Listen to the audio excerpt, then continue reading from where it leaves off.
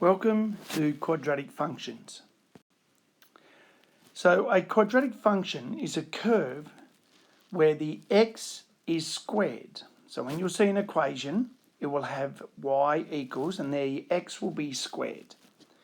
They are generally represented as y equals something x squared plus something x plus a constant on the end. For this video, we're going to look at some very simple ones, just x squareds.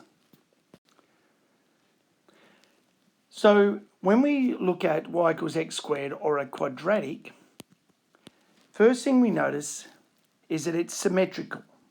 So therefore it will have an axis of symmetry. So for our basic quadratic, its axis of symmetry is the y-axis.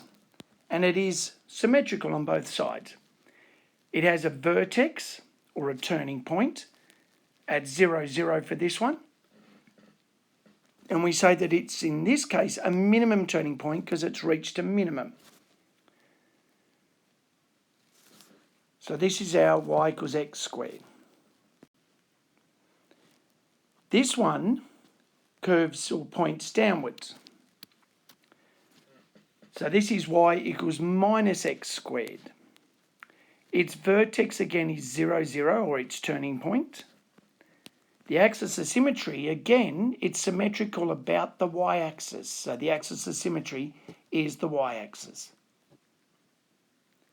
And this one, as I said, is y equals minus x squared.